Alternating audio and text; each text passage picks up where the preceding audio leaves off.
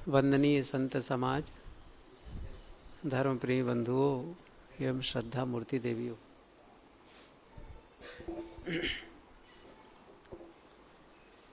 अभी आप सब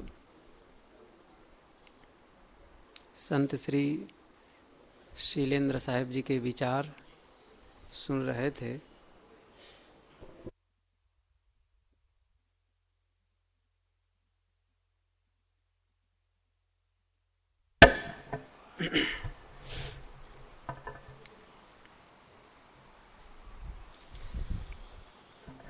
अपनी भाषा में, गुजराती भाषा में सुन रहे थे। बातें सब समझ में आ रही थी।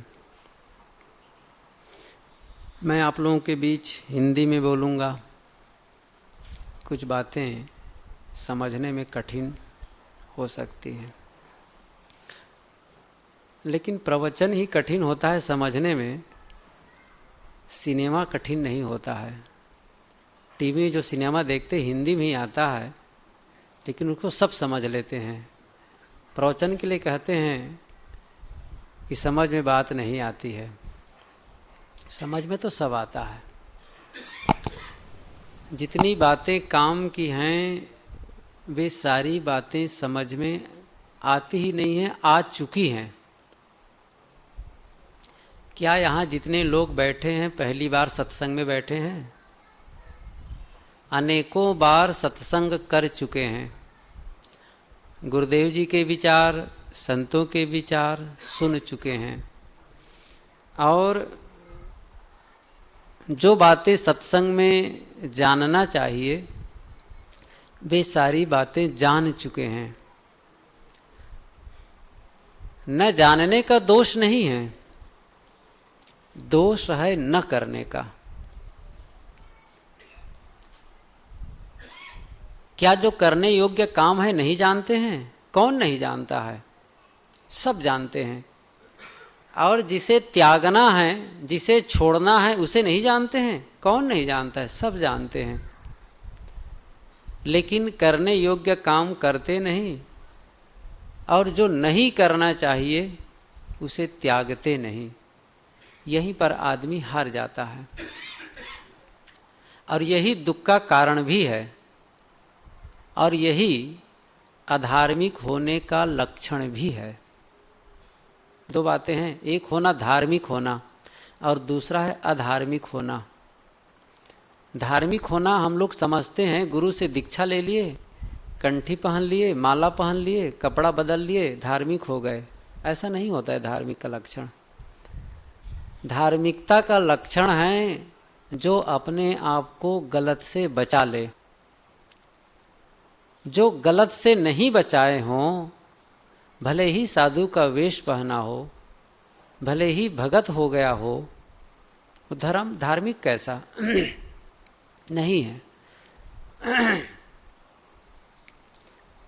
जिसका मन गलत करने में लगा हुआ है वही तो अधार्मिक है, और जिसका मन गलत छोड़ने में लगा है वही धार्मिक है। हमें सोचना है कि हम धार्मिक हैं कि अधार्मिक हैं। हर चीज का नियम होता है। यहाँ जितने लोग बैठे हैं सब कबीर अनुगामी हैं। कबीर अनुगामी नहीं है तो कबीर के प्रेमी हैं, कोई बात नहीं।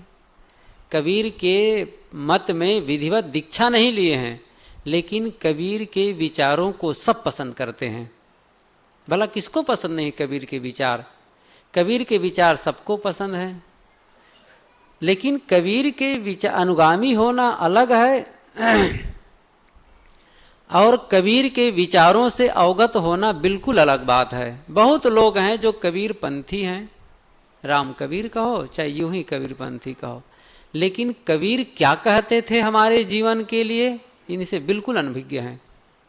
उन्होंने हमारे कल्याण के लिए, परिवार के कल्याण के लिए, समाज के कल्याण के लिए, राष्ट्र कल्याण के लिए क्या कहा है पता ही नहीं है। और इसीलिए कबीर एक अथाह सागर की तरह हैं, ज्ञान का अखूट खजाना है।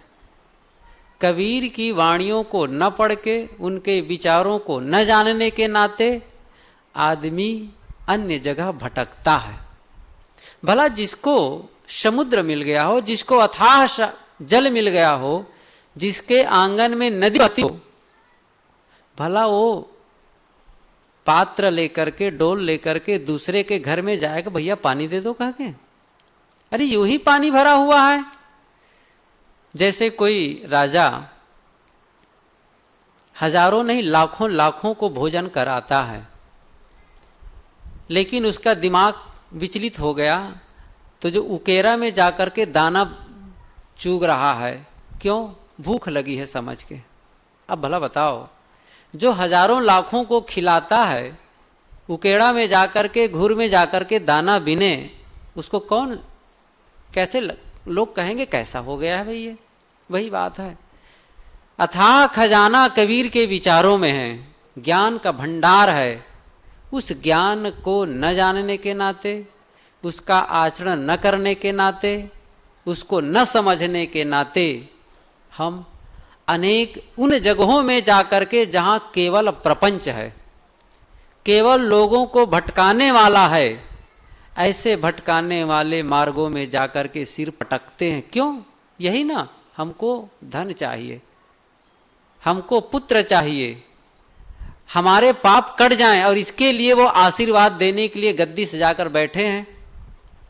ऐसे धार्मिक लोग हैं, जहां पहुंच जाइए आप और पहुंच करके कहिए कि मैंने अमुक अमुक गलती की है, मेरे से अमुक अमुक पाप हो गए हैं। कहेंगे कोई बात नहीं, चिंता ना करो, अमुक माला पहन लो, सारे पाप कट जाएंगे, अमुक मंत्र जप लो, सारे पाप कट जाएंगे। बड़ा सरल लगता है।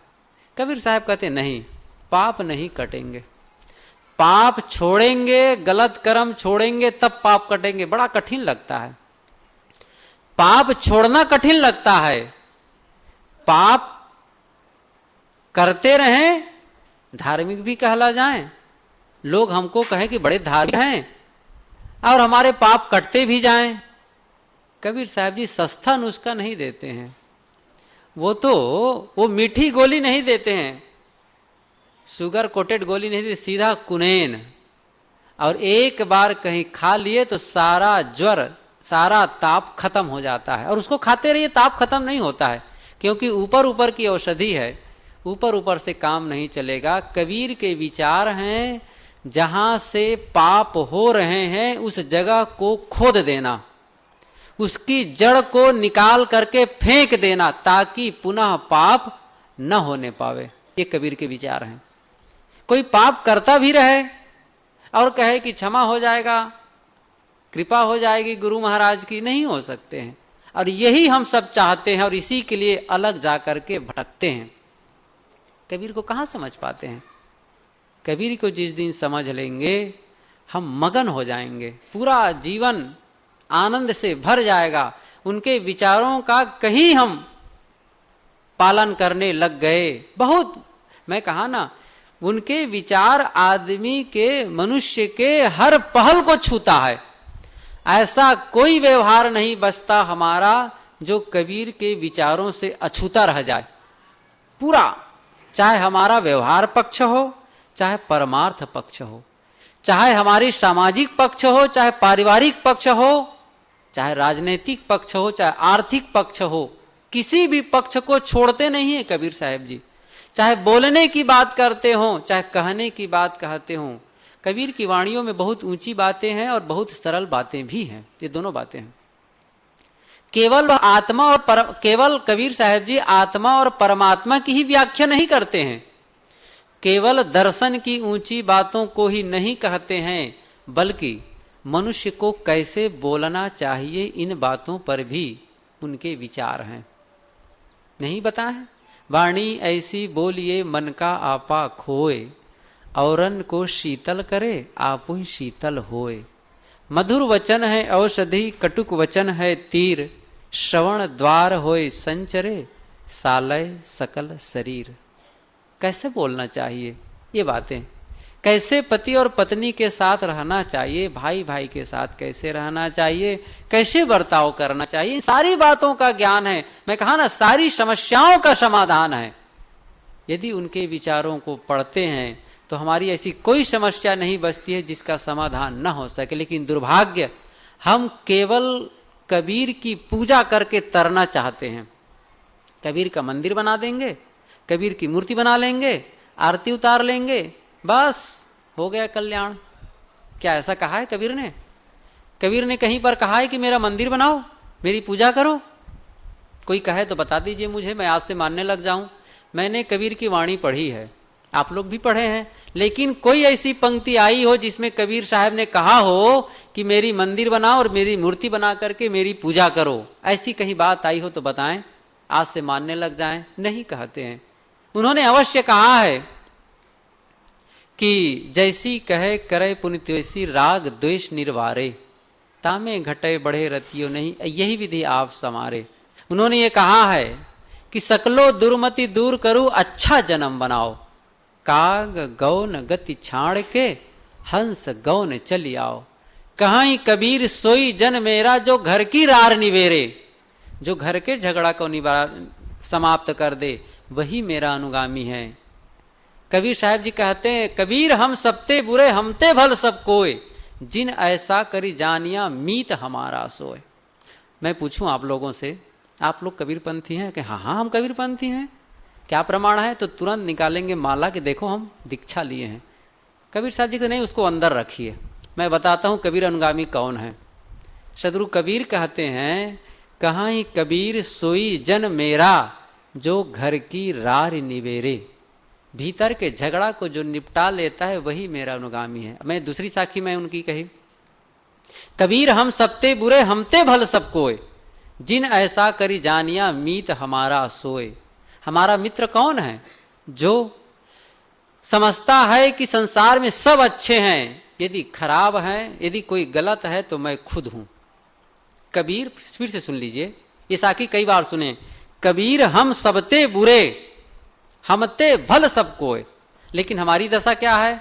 हम समझते हैं कि इस दुनिया में यदि कोई अच्छा है तो मैं खुद हूं, और बाकी सब तो गलत लोग हैं, बाकी सब तो अनाड़ी लोग हैं, उनके केवल दोष देखते हैं। हमारी प्रवृत्ति ही ऐसी हो गई है, लोगों के दोषों को देखना, पत्नी के दोष को देखना, पति के दोष को देखना, पड़ोसी के दोष को देखना, पुत्र के दोष देखना, पिता के दोष देखना, भाई भाई के दोष देखना, सबके दोष। और इतना दोष देखने के आदती हो चुके हैं कि हमारा हृदय आंगन ही दोषों से भर गया है।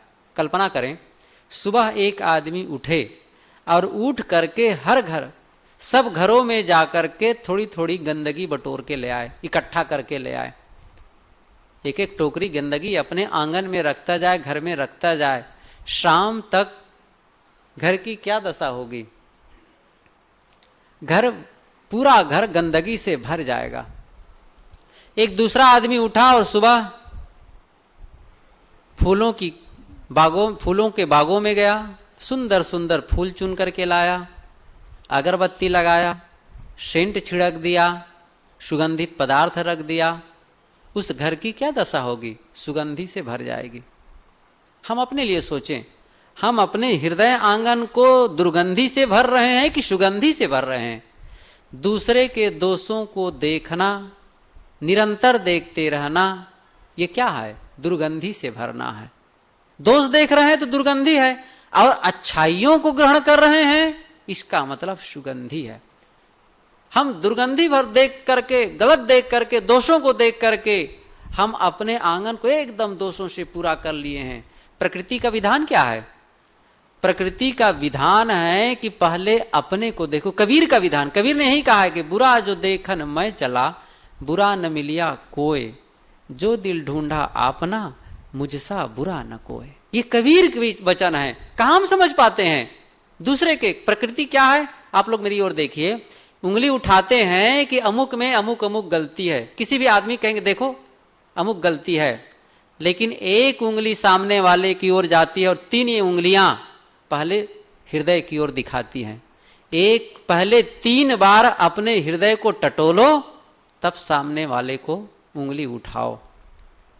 ऐसा करने वाला जो 3 बार, सुबह दोपहर और शाम 3-3 बार अपने दोषों को देखेगा, उनको अवसर मिलेगा भला दूसरे के दोषों को देखने का? नहीं मिल सकता है। लेकिन हम तो ऐसी, हमारी मन का ऐसा पाप है कि हम अच्छी जगहों में भी गलतियां निकाल लेते हैं। दूसरे के दोषों को देखने के लिए हमारी आंखें हजार हो जाती हैं और अपने दोषों को देखने के लिए हमारी दो आंखें भी बंद हो जाती हैं, फूट जाती हैं। कैसा हमारा मन का मैलापन है।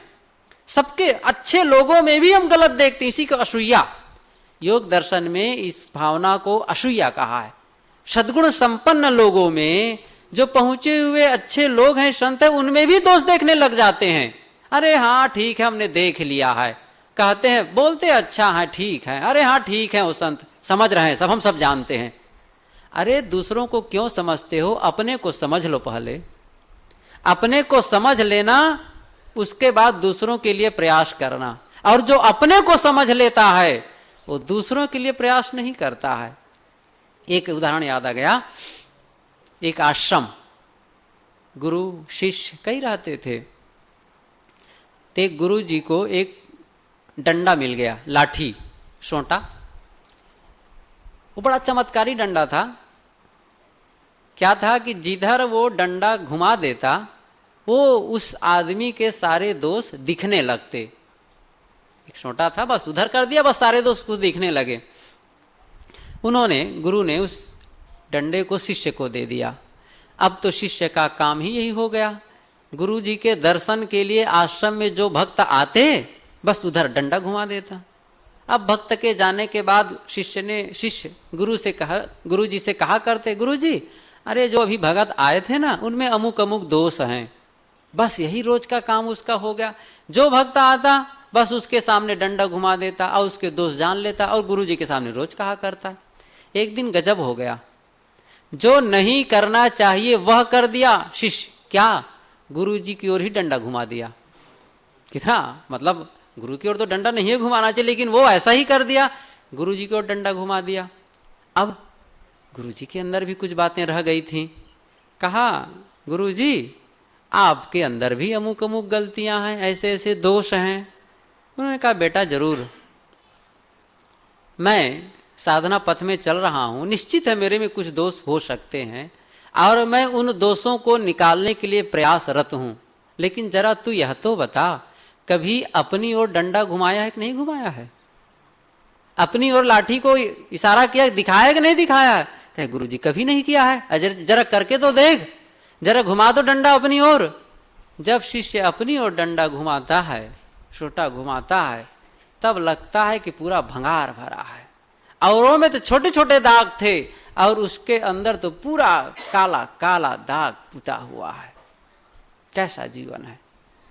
हमें अपनी ओर झांकना है। कबीर यही कहते हैं। मैं शुरू में कहा, कबीर का अनुगामी होना सरल है, लेकिन कबीर के विचारों को समझना और उसके अनुसार जीवन बनाना सरल ये भी है, लेकिन न करने के नाते पहाड़ लगता है। करना तो शुरू करें, बड़ा सरल लगेगा। और जिस दिन करने लग जाएंगे, एक विचार भी हम पालन करने लग गए, जीवन आनंद से भर जाएगा, सुगंधी से। जिसके लिए अनादिकाल से प्रयासरत हैं, जन्म जन्म से हम प्यासे हैं, वह प्यास मिट जाएगी।